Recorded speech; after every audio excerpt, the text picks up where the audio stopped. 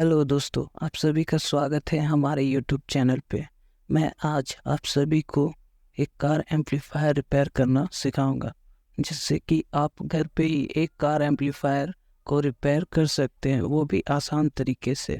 कुछ पॉइंट जो मैं आपको बताना चाहता हूँ, जो इस वीडियो में मैं आपको बताऊंगा।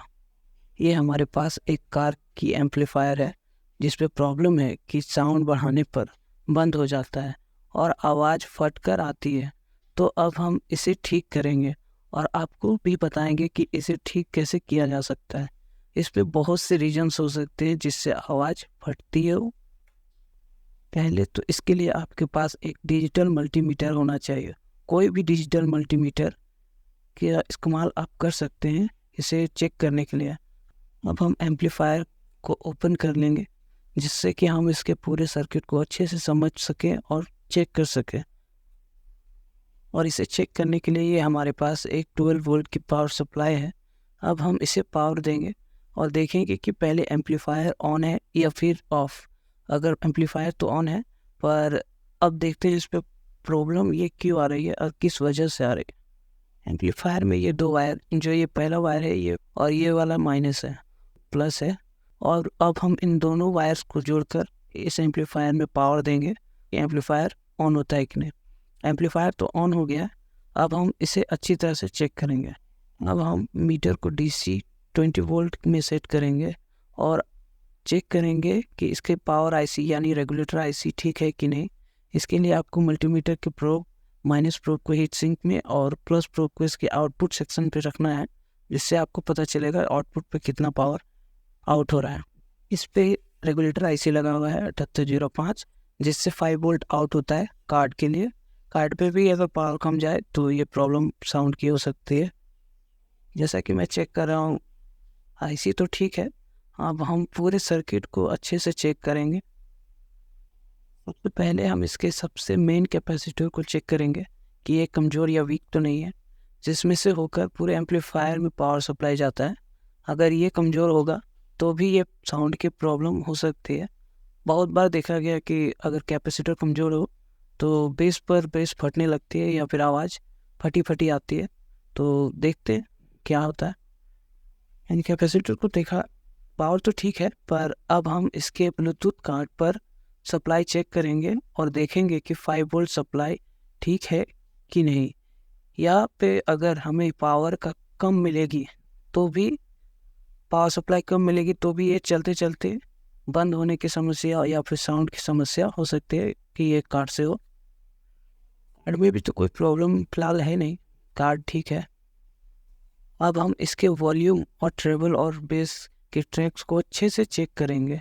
देखेंगे कि कहीं कोई किसी तरह का कार्बन तो नहीं लगा, और अगर कहीं कोई ट्रैक ड्राई सोल्ड तो हो तो अगर हम ऐसा कर सके तो प्रॉब्लम ठीक हो जाती है। हम सारे ट्रैक्स को अच्छे से रिसोल्ड कर देंगे।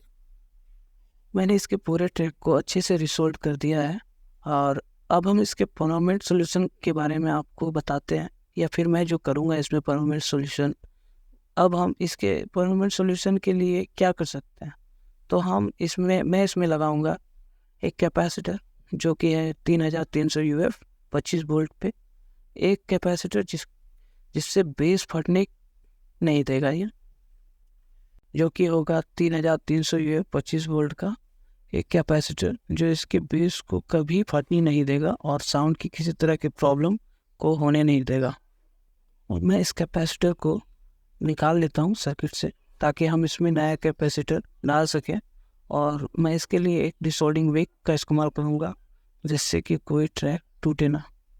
हमने इस कैपेसिटर को बाहर निकाल लिया है। ये 25 वोल्ट और 1000 यूएफ का है, इसीलिए आवाज़ थोड़ी फटी फटी या फिर फट रही होगी। इसके वजह से ये प्रॉब्लम हो सकता है कि ये कैपेसिटर वीक हो गया होगा।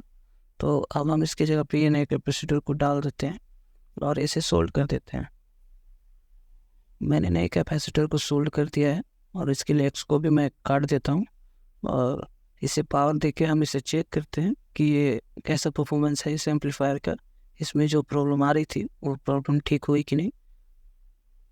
एम्पलीफायर में साउंड को रिलेटेड सबसे ज़्यादा प्रॉब्लम्स कैपेसिटर से ही होती है, क्योंकि कैपेसिटर वीक होने की वजह से पावर सप्लाई या फिर बेस पे बहुत ज़्यादा इफेक्ट पड़ता है, साउंड भी कम और फटी फटी ही आती है।